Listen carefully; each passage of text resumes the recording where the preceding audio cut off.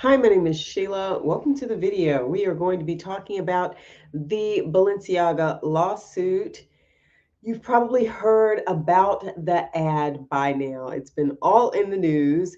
And let me just talk a little bit about it, a little bit about Balenciaga before I jump into this $25 million lawsuit. So I was trying to understand what was going on. So, a lot of times you hear a lot in the news, you see a lot on social media, but then you actually have to go track it down to see it for yourself. And, there were just some questions that sort of came through my mind. Now, I'm not shifting blame here or anything like that, but it's sort of this thing where you sit down and you go, okay, so where were the parents? Did the parents leave the room after things were set up? And whose kids are these? And again, this is not to place blame, but it's just sort of like, what were people thinking at that moment in time? And I know some of you are going to be saying, Sheila, obviously they weren't thinking. But it just, sometimes you ask these questions after the fact. Like, it's easier, to sit down and say, hey, let me assess the situation. Let me look around the room and see what's going on, as opposed to being somebody who's just walking in and you're not really taking stock of things that are going on. But I would think that there would be a heightened level of just interest, you know, because we have heard so much about young ones being taken advantage of.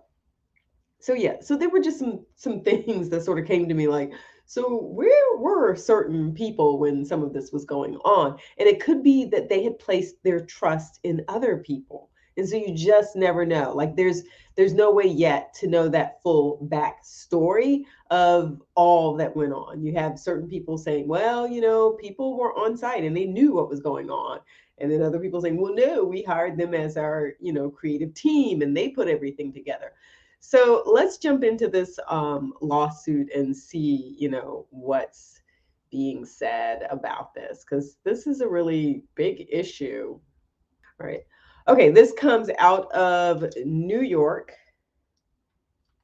All right. Supreme Court of the State of New York, County of New York, Balenciaga, SAS, and Balenciaga America Inc. Those are the plaintiffs. And as you see here, we've got North 6 Inc. And I'm actually going to go to them after I finish up this part. So we have our summons with notice. This is plaintiff designates New York County as the place of trial to the above named defendants. And this is actually a very short document. It's only 3 pages. You are hereby summoned to appear in this action by serving a notice of appearance on the attorney for the plaintiffs, Balenciaga SAS and Balenciaga America Inc., together Balenciaga. Within 20 days after service of the summons, exclusive of the day of service, or within 30 days after service, if is complete, if this summons is not personally delivered to you within the state of New York. And in case of your failure to appear or answer, judgment will be taken against you jointly and severally by default for an amount to be determined according to proof, but no less than $25 million, and for such other and further relief as the court deems just and proper. Please take notice that the nature of this action is as follows. Luxury fashion house Balenciaga brings this action against production company North 6 Inc. and its agent, set designer Nicolas Desjardins, DBA Nicolas Desjardins LLC. My French is a little lacking there. It's been a long time since I've taken a French class. To seek redress for extensive damages defendants caused in connection with an advertising campaign Balenciaga hired them to produce. Upon information belief, defendants without Balenciaga's knowledge or authorization included certain documents in the campaign photographs, including an excerpt from a court decision upholding a criminal prohibition against child pornography. Balenciaga believes that defendants' inexplicable acts and omissions were malevolent or, at the very least, extraordinarily reckless. As a result of defendants' misconduct, members of the public, including the news media, have falsely and horrifically associated Balenciaga with the repulsive and deeply disturbing subject of the court decision. Defendants are liable to Balenciaga for all harm resulting from this false association. So let me stop right there, because some of this, there's a timeline that we should probably take a moment to consider, because to some extent it sounds like all of this happened at one time, and that isn't necessarily the case. This lawsuit is not directly related to what happened with the young ones and the teddy bears, but as a result of the focus on that, there was then this sort of going back to and looking at, hey, that whole I guess advertising or promotion that was created before that had these documents there, and these documents related back to a court case that had to do with child pornography. So you have these legal documents on site, and now you have a firestorm around a new advertising campaign, and it becomes like, well, wait a second, this is a problem, and now we see this other stuff. And so, it's just really caused people to take a look at Balenciaga and say, what is going on? What are you guys doing? This is not right. Right. So let me pop back over here again. All right. Photographs.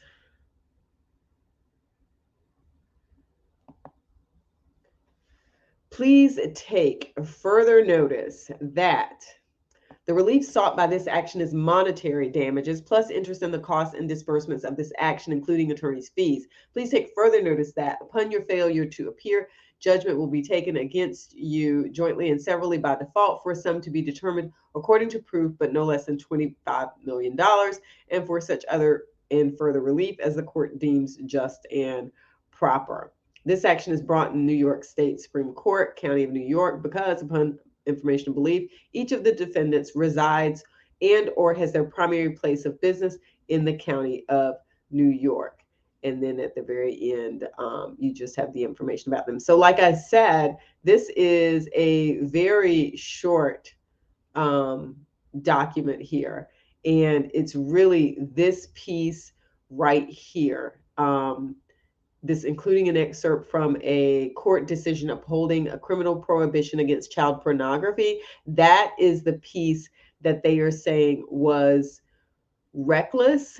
I mean, they put this malevolent piece in here as if they did it intentionally, or at the very least, they were reckless with it. It's hard to say what is going on when you're looking at this and you're trying to figure out who does that. So let me talk about a couple of things here.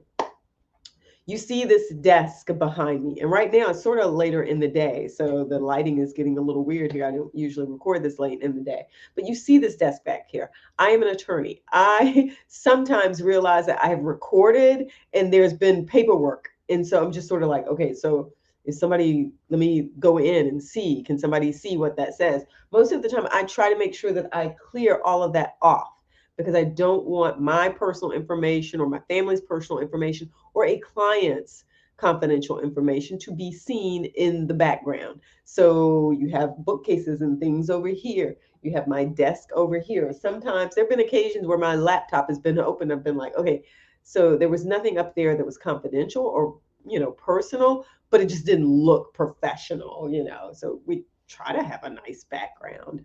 But that is something to be careful of. So if you're a creative director and you're putting together scenes, and I think what they said is something like, we had a box of documents that we had gotten from, the prop set or wherever we get the props from, and that we didn't really know that was there. At some point in time, it would be nice if someone would catch some of these things. And let's I want to go to let's go to the creative companies page. Let's go there, because I think a lot of times people don't necessarily take a look at that. So let's bring that up. This is their about page. Let me go back to the first page, because I thought it was actually, you can tell when you go on some of these pages that they are very high end. that a lot of the work that they do, it's high-end fashion, it's haute couture, it's way more money than I will ever make in a lifetime. But you can see a lot of what's going on here, who they work with, and you can see the kind of work that they do here. So this is a good indication of some of what, you're going to be seeing from them.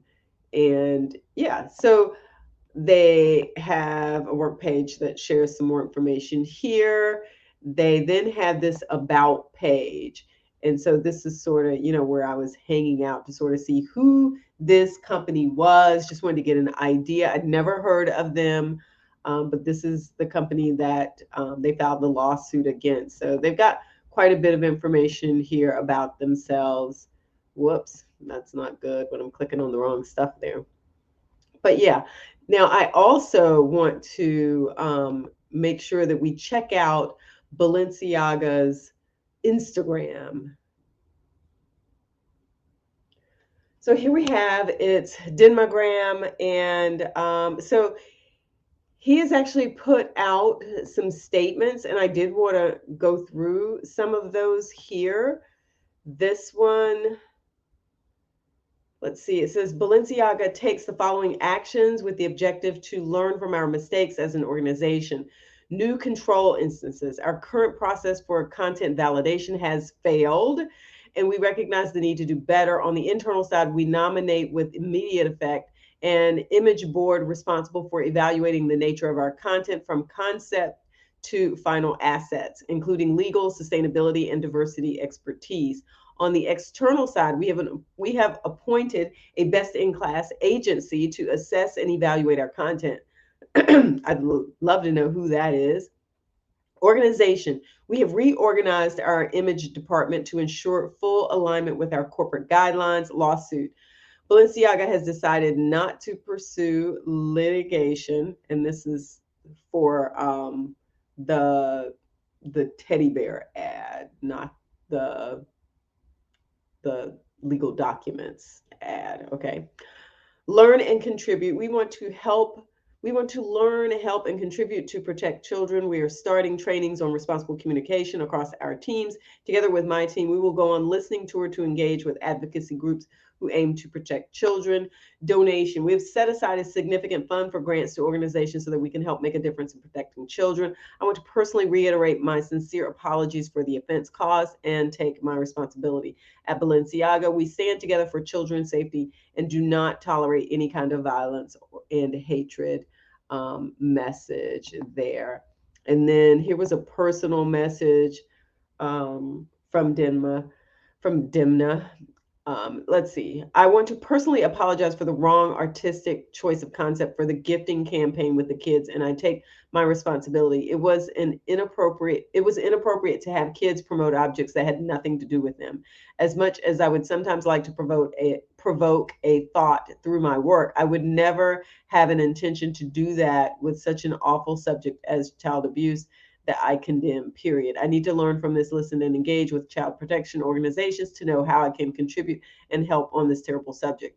I apologize to anyone offended by the visuals, and Balenciaga has guaranteed that adequate measures will be taken, not only to avoid similar mistakes in the future, but also to take accountability in protecting child welfare in every way that we can.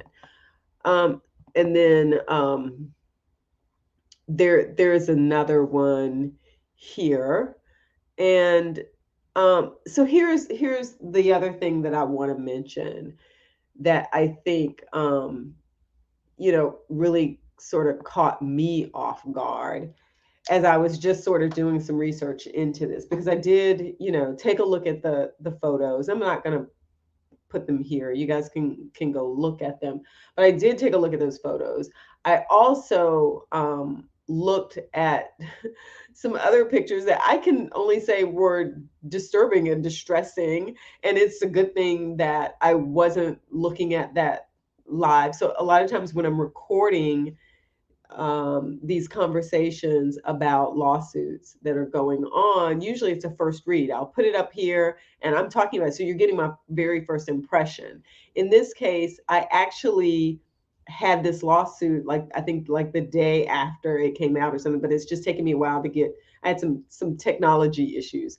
So it took me a while to get back to this. So by the time I got back to this, it's sort of been in the news for a while. And so I'd been hearing more and more about it. And so I was just kind of like, you know what, I'm going to go ahead and take a look at this and see what's going on because it's been a while now and I'm hearing things anyway. So I might as well just do a deeper dive into it.